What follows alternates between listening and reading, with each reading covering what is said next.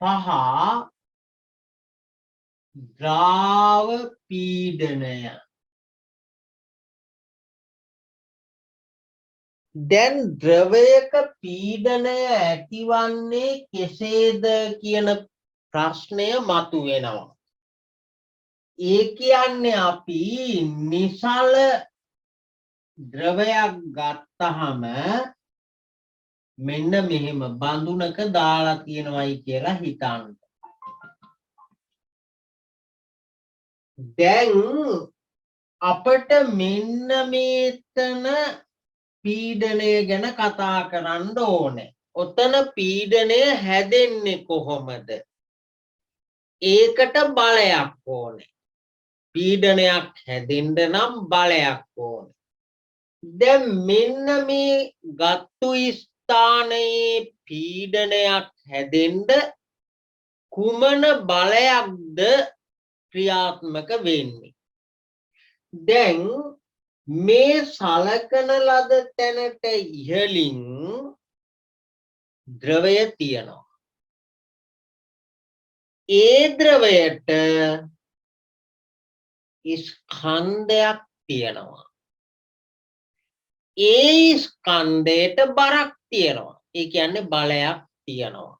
එහෙනම් ද්‍රවයක් තුල ලක්ෂයක පීඩනය ඇති කරන්නේ ඊට ඉහළින් තියෙන ද්‍රව කඳේ බර මගින් තමයි මේ පීඩනය ඇති කරන්නේ. ඔන්න ඕකයි කතාව. එතකොට හොඳට මේක අවධාරණය කරගන්න. දැන් මෙන්න මේ ලක්ෂයට ඉහළින් මෙන්න පවතින ද්‍රව කඳ. එතකොට මේ ද්‍රව කඳේ සම්පූර්ණ බර මෙන්න මේ කොටස මත යෙදෙනවා. ඒ කියන්නේ හරස්කඩ එහෙම නැත්නම් වර්ගඵලය මත. දැන් මේක මෙහිම ඇඳට ත්‍රිමාණවනේ හිතන්න වෙන්නේ. ත්‍රිමාණව බීකරයක් ගත්තොත් එහෙම ඒ බීකරයේ වෘත්තාකාර කොටසක් මෙතන තියෙන්නේ. එතකොට ඒ වෘත්තාකාර කොටස මගින් මත ඊට ඉහළින් තියෙන ද්‍රව කඳේ බර ක්‍රියාත්මක වෙනවා. අන්න එතකොට පීඩනය කියන්නේ මේ සම්පූර්ණ වර්ගඵලය මත මේ බර ක්‍රියාත්මක වෙනවා නම් ඒකීය වර්ගඵලයක් මත කොපමණද කියපුවම මේ ඕනෑම ලක්ෂයක පීඩනය ඒකෙන් එනවා. පීඩනය කියන්නේ ඒකීය වර්ගඵලයක් මත බලය. එහෙනම් මෙතනදී මුලින්ම දැනගන්න ඕන ද්‍රවයක් තුල වූ ලක්ෂයක පීඩනය ඇති කරන්නේ ඊට ඉහළින් පවතින ද්‍රව කඳේ බර මගින් කියන එක අපේ මූලිකම සංකල්පය. දැන් පීඩනය කියන්නේ බලය බෙදීම ලම්බ වර්ගඵලය කියන එක හරි. ඒ අදහස ඒ සංකල්පය ඔළුවේ තියාගෙන එතනින් අපි ගන්නේ පීඩනයක් ඇති කරන්නම් බලයක් ක්‍රියාත්මක වෙන්න ඕනේ. එහෙනම් ද්‍රවයක් තුල ලක්ෂයකට කොහොමද බලයක් ක්‍රියාත්මක වෙන්නේ? එම ස්ථානයට ඉහළින් ද්‍රව කඳක් තියෙනවා. ආන්ගේ ද්‍රව කඳේ බර ක්‍රියාත්මක වීම නිසා තමයි මේ පීඩනය ඇති වෙන්නේ කියන එක දැනගන්න ඕනේ. එහෙනම් මේකට යටින් ලියා ගන්න මෙහෙම. ද්‍රවයක් තුල ලක්ෂයක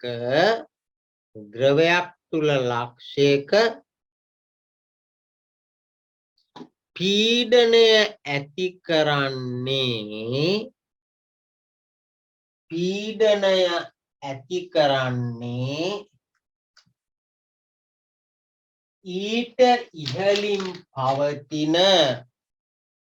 ඊට ඉහළින් පවතින ද්‍රව කඳේ බර මගිනි. ඊට ඉහළින් පවතින ද්‍රව කඳේ බර මගිනි.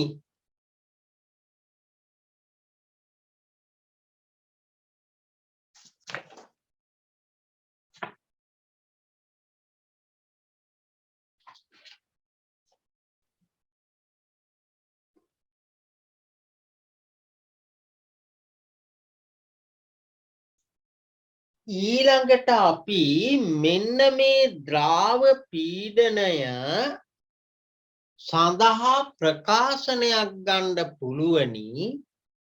අන්න ඒ ප්‍රකාශනය ගන්න විදිහ බලමු. දැන් අපි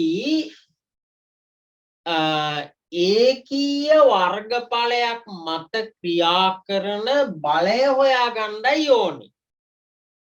අපි මෙන්න මේ සලකන ලද ස්ථානයේ ඔන්න අරගත්ත හරස් කඩක් වෘත්තාකාරව. ඒ කියන්නේ මේක ත්‍රිමාණව හිතන්න. දැන් බීකරයක් නම් මෙන්න මේ ඇඳලා තියෙන එක සම්පූර්ණ වෘත්තාකාර වර්ගඵලයක්. ඒ වෘත්තාකාර වර්ගඵලයේ අපි කුඩා වර්ගඵලයක් ගන්නවා. ඒ වර්ගඵලය මම A කියලා ගන්නවා. දැන් මේ වර්ගඵලය මත ක්‍රියා කරන බලය කියලා කියන්නේ ඊට ඉහළින් පවතින ද්‍රව කඳේ බර. අපි එහෙනම් ඒ ද්‍රව කඳ අඳුනා ගන්න ඕනේ. ඔන්න ඔය විදිහට ඉහළට ඇඳගත්තොත් මෙන්න මෙතන හැදෙනවා සිලින්ඩරාකාර ද්‍රව කුට්ටියක් හැදෙනවා. ඔන්න මෙන්න මේ උස H කියලා කියමු. දැන් මේ ද්‍රව කඳේ බර ඕනේ. ඒක හොයාගන්න නම් පරිමාව ඕනේ. පරිමාව කියන්නේ වර්ගඵලය වරක් උස. ඔන්න ලිව්වා. ඊළඟට මෙයාගේ ඝනත්වය රෝ නම් අන්න පරිමාව ඝනත්වයෙන් වැඩි කරපුවාම ස්කන්ධය කියන එක එනවා. ඒක G වලින් වැඩි කරපුවාම බර එනවා. දැන් එහෙනම් අපි මෙන්න මේ ද්‍රව කඳේ බර දන්නවා. හොයන්න යන්නේ පීඩනය. අපි දන්නවා පීඩනය සමානයි බලය බෙදීම වර්ගඵලය.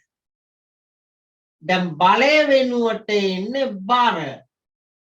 AH raw G.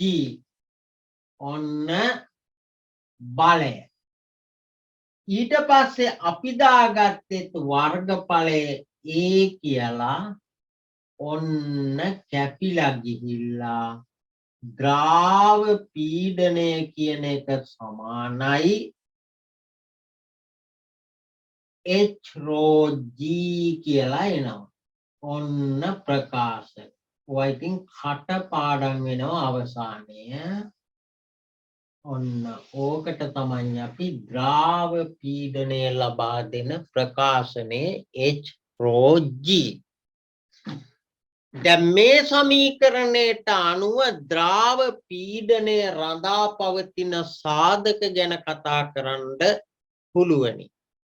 ගැඹුර මත, ඝනත්වය මත, ගුරුත්වජ තරණය මත.